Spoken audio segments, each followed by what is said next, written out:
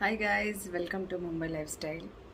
आज एक स्पेशल इंसान के लिए एक स्पेशल ब्लॉग बन रहा है। ये सिर्फ मैंने कल के ब्लॉग में बोला था कि मैं एक स्पेशल टॉपिक पे बात करूँगी, तो मैं आज उसी टॉपिक पे बात करने जा रही।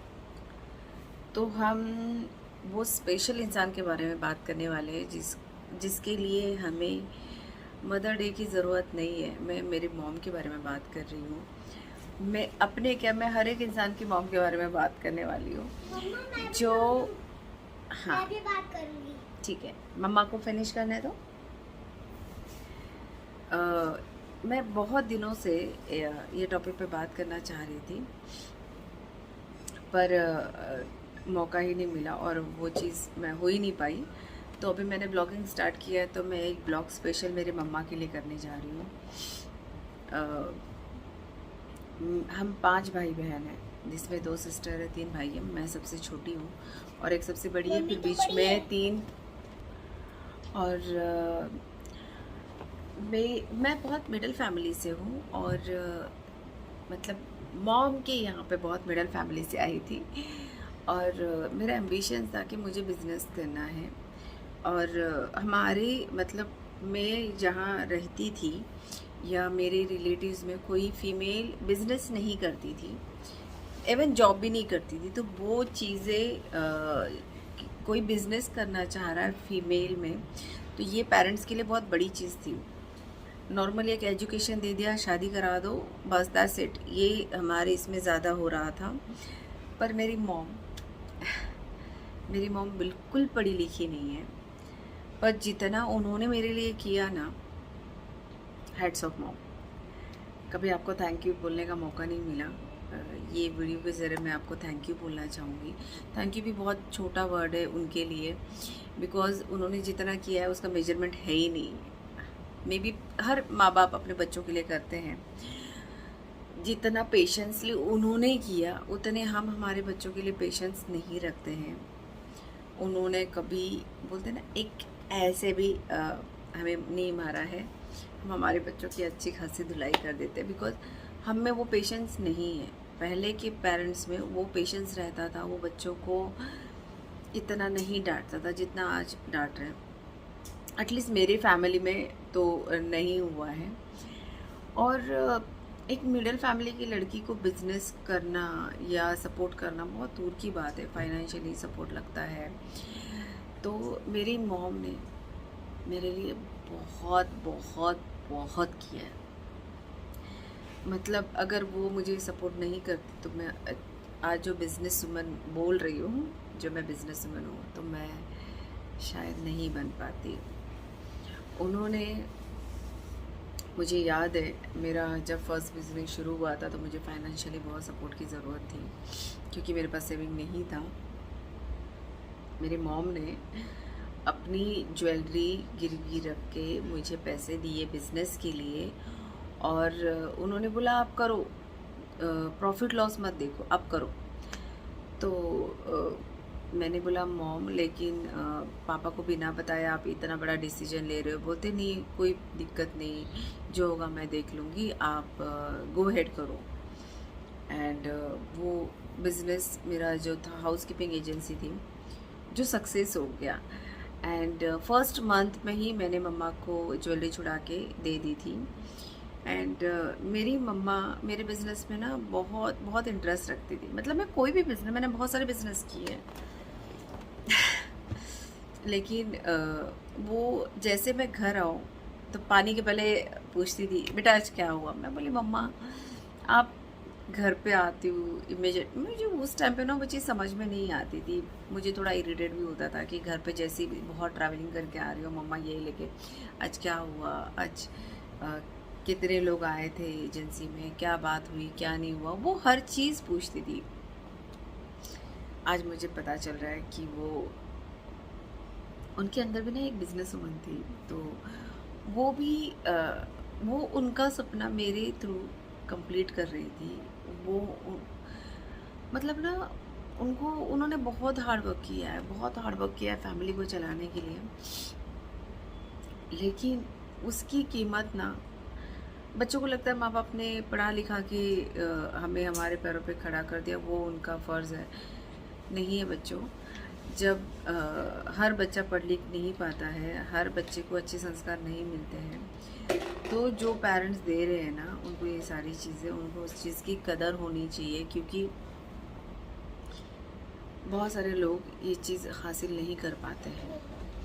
तो अगर जो माँ बाप उनके लिए कर रहे हैं, स्पेशली मदर का बहुत सपोर्ट होता है एक बच्चों को बनाने में, तो बच्चों को वो चीज़ की कदर करनी चाहिए। और बड़े होने के बाद जब वो अपने डिसीजन लेते हैं, तब उनको ये चीज़ हमेशा याद रहनी चाहिए कि जब वो छोटे थे तो उनके लिए पेरेंट्स ने क्या किया, क्या नहीं किया, और आज जब वो अपने पैरों पे खड़े हैं तो आज उनको, पेरेंट्स को उनकी ज़रूरत है।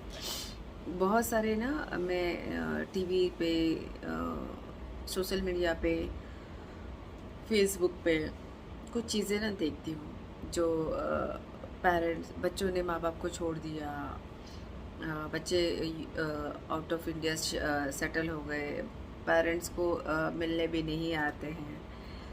बच्चों, जो आज तुम बन गए हो ना, वो उनकी बदौलत ही बने। उनका फ़र्ज़ से ज़्यादा किया करते हैं वो।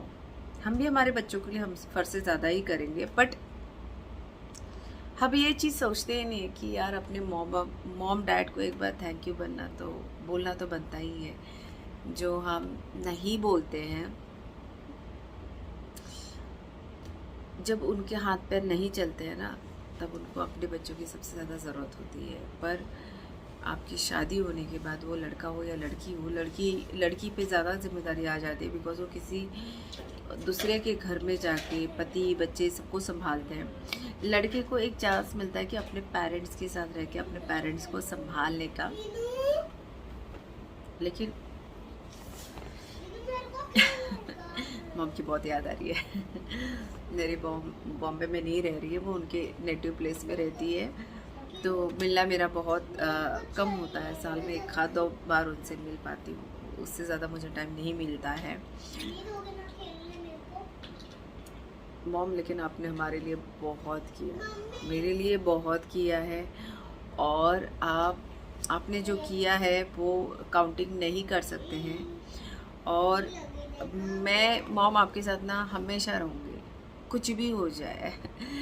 कि भले हम रोज़ बात नहीं कर पाते हैं, भले हम डेली हालचाल नहीं पूछ पाते हैं, लेकिन मम्मा मुझे आपकी केयर है, और वो हमेशा रहेगी। मेरा कितना भी एज हो जाए, मैं कितनी बूढ़ी हो जाऊँ, लेकिन जब कुछ भी प्रॉब्लम आएगी ना, तो ये बेटी हमेशा अपने मॉम डैड के सामने खड़ी रहेगी।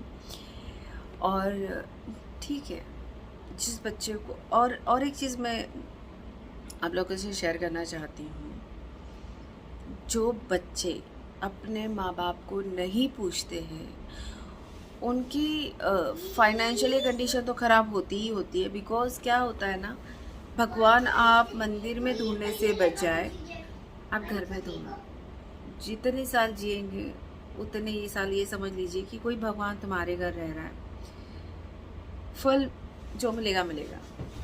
बट तो अगर आप अपने पेरेंट्स को नहीं पूछ रहे, उनको जो दिल में, देखो कोई माँ बाप ने अपने बच्चों को बद्दुआ कभी नहीं देती है, कभी नहीं बोलेगी मेरे बच्चे बुरे हैं।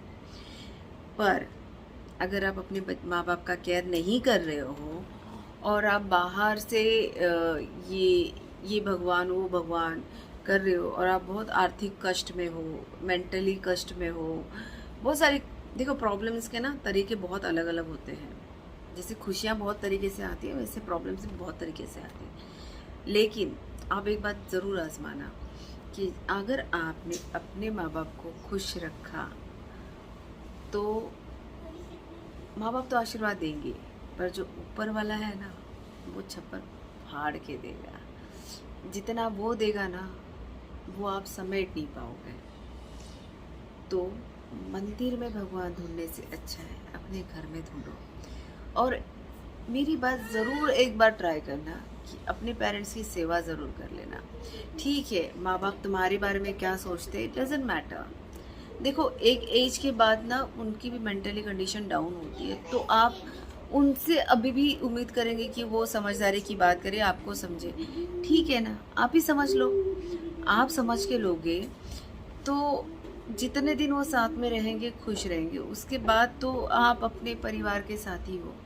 देखो, तुम्हारी वाइफ भी कहीं से, ये स्पेशली मैं लड़कों के लिए बोल रही हूँ, लड़कियां तो अपने परिवार में अपने बच्चों को, पति को संभाल के भी वहाँ से वो टाइम निकाल के अपने माँ बाप को पूछ ही लेती है। जो बेटा साथ रहता है ना, उसकी रिस्पॉन्सिबिलिटी ज़्यादा है, क्योंकि उसको अपनी वाइफ को भी संभालना है, अपनी माँ को भी संभालना है, अपने पापा को भी संभालना है। बट जो बहू होती है ना, उसकी रिस्पॉन्सिबिलिटी बेटे से ज़्यादा हो जाती है। बिकॉज देखो, वो बेटी तो नहीं बन सकती है, बहू बने, पर वो अच्छी बहू बने। आप सास माँ बन जाए करके उम्मीद मत करो, सो सास ही रहेगी। और ज़्यादा उम्मीद करके कोई मतलब नहीं है। बट आप उनकी तकलीफ़ मत दो, ना उनको टाइम पे खाना देना, ना सेवा करना, ये चीज़ें ना किसी बड़े पाप से कम नहीं है। तो बहुत सही तरीके से ना आपको ये सारी प्रॉब्लम्स आएंगी जो मेंटली डिस्टर्ब करेंगी, फाइनेंशियली डिस्टर्ब करेंगी, तो आप वो चीज़ें ना हैंडल नहीं कर सकते। और आपको लगेगा कि मेरे साथ ही ये क्यों हो रहा है। तो मेरे साथ क्यों हो रहा है ना, मेरे साथ ये क्यों हो रहा है ना, इसका जवाब ना आपको आपके पास ही मिलेगा। वो जवाब आपको किसी और के पास ढूंढने की ना ज़रूरत नहीं है। इसीलिए जब तक आपके माँ बाप ज़िंदा है, वो मौका बिल्कुल मत छोड़ो, क्योंकि वो एक बार मौका निकल गया ना, तो आपने अगर लाइफ में ना, देखो ऐसे नहीं है कि अपने लाइफ में कभी अपने से कोई गलती नहीं होती, हम इंसान हैं, हम भगवान नहीं हैं। बट वो गलती हमें नहीं पता चल रही है, लेकिन हम माँ बाप की सेवा करके ना वो गलती का भरपाई कर सकते हैं। समझ रहे हैं?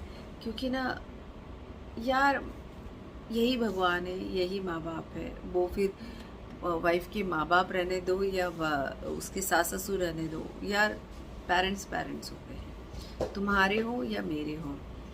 रही बात मेरी मॉम की, मैं बात करते करते कोई और टॉपिक पे चले गई, बट मैं सारे पेरेंट्स की बात कर रही हूँ, तो मुझे ये चीज़ लगा कि मुझे डिस्कस करनी चाहिए। आ जाओ आ जाओ आ जाओ, इनको ब्लॉग में आना ही रहता है। ये मेरी बड़ी बेटी और ये मेरी बेटी। हाँ, और ये छोटी बेटी। हाँ, और एक है बट एक लव्या बेटी। हाँ, तो अभी मम्मा बात करे, आपको ब्लॉग में आना था ना? हाँ। ठीक है, अब मम्मा बात करें। हाँ। हाँ। स्टैंड गिर जाएगा, ठीक है। तो गाइस मैं थोड़ा एडजस्ट कर लेती, तो मेरी इनो बेटी भी आ जाएगी। तो अब मेरी मॉम है ना, कभी कोई चीज़ की समझ रहा, लेग नहीं, स्टैंड गिर जाएगा। बच्चों को सिर्फ बोला कि 10 मिनट के लिए मम्मा को छोड़ दो। एक सेकेंड इनो। हाँ, मैं अपनी मॉम की बात कर रही थी, और मुझे मम्मी को बहुत बड़ा एक थैंक यू बोलना था। मम्मा, आपने मेरे लिए बहुत बहुत बहुत किया है, शायद कोई और नहीं कर पाता। अगर मैं आज अच्छी लाइफ जी रही हूँ तो सिर्फ और सिर्फ आपकी वजह से। तो थैंक यू सो मच मुझे इतना सारा प्यार देने के लिए। और आप जब भी आवाज़ देंगी, ये बेटी पहुँच जाएगी। और रही बेटों की बात तो मम्मा कोई आए नहीं आए, पर ये बेटी ज़रूर आएगी। Don't worry, I am always with you. Right Eno Samu? Yes, है ना? थैंक यू गाइस, मैंने आप लोगों का बहुत ज़्यादा समय ले लिया, बट मुझे मेरी मॉम को थैंक्स बोलना था। कोई चीज़ आपसे डिस्कस करनी थी कि शायद आपसे तो कोई गलती नहीं हो रही, और आपको अगर सुधारने का मौका मिल रहा है तो ज़रूर सुधारिए, क्योंकि ज़िंदगी एक बार मिलेगी, दोबारा का कोई गारंटी नहीं है। तो जो है उसी को अच्छे से निभाइए, और अपने माँ बाप को खुशी दीजिए, बहुत सारी खुशियाँ दीजिए, कि जब उनकी आखिरी सांस रहे तब उनको ये हो कि मेरे बच्चों ने हमारे लिए बहुत किया। और आपको भी हमेशा लगे कि नहीं, हमने हमारे माँ बाप के लिए कभी कोई कमी नहीं रखी। दौलत सब कुछ नहीं होता है गाइज, उनकी खुशी, उनका प्यार, या उनको कोई हेल्थ प्रॉब्लम है तो उसको प्लीज़ इग्नोर मत कीजिए, उस चीज़ को तुरंत ठीक करने की कोशिश कीजिए, क्योंकि उनके प्रॉब्लम, उनके एज के जो प्रॉब्लम है हम उनके एज में जाके पता चलेंगे।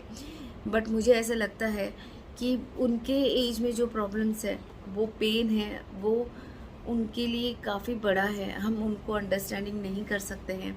हम कोशिश कर सकते हैं कि हम वो उनका पेन कम कर सके, थोड़ा प्यार बांट सके, और खुशियाँ तो लाइफ में वैसे ही मिलेंगी ना। चलिए bye, good night.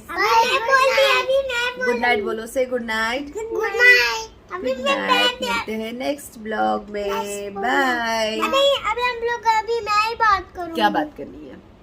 Hi guys, लेकिन तो माय ब्लॉग का अभी हम लोग सोने बाय।